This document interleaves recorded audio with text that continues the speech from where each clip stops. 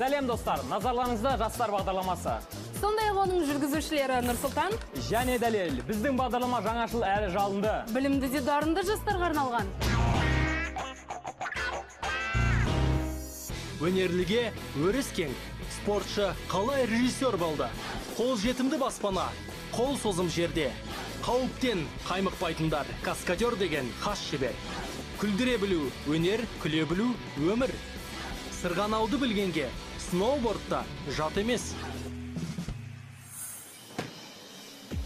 Жарайсың, Нұрсұлтан. Енді спортпен айналысайын деп шештің бе? Жігітке жеті өнерде аз деген бабаларымыз. Сол бабаларымыз айтпақшы, екке менің басын ұстаған су түбіне кетеді дегені. Ал сен болсаң, актер боламын дейсің.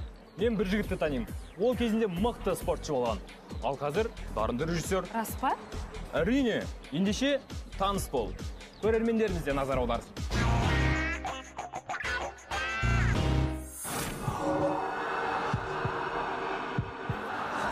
Кино өмірдің ажырамас бөлігі. Өнердің бұл түрін алғаш рет 1895 жылы ағайынды Луи және Агюст Люмерлер ойлап тапқан.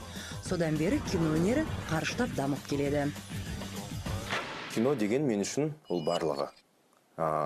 Кино ол менің өмірім десе де болады. Өзімнің өмірімнің 25 сағатын осы киноға арнап, кинода жұмыс істеймін.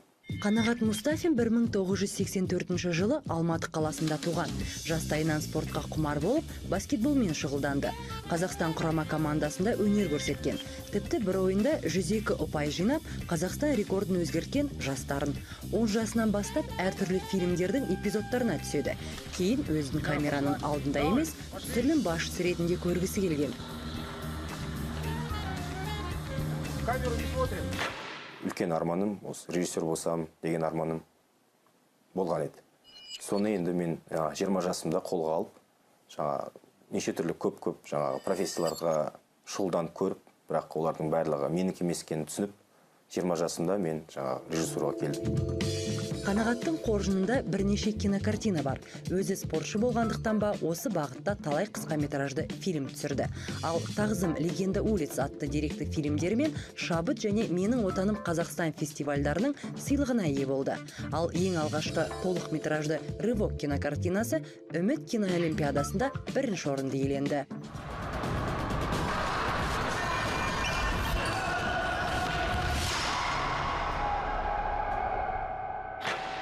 Маған спорт темасы жақын. Бірақ мен осы тек қана спорт темасымен шектеліп қалмаймын. Неше түрлі комедиялықтар да ойымыз бар. Сериалдар да түсіріп отырмыз әртүрлі. Жас режиссер отандық киноның болашағы зор екеніне сенімді. Жақсы кино түсіру үшін ең алдымен жақсы сценарий керек дейді маман. Одан кейінгісі жақсы режиссер. Қазіргі таңда жақсы кинолар шығып жатыр. Өздеріңіз көрген «Мың бала» атты картинамыз үлкен.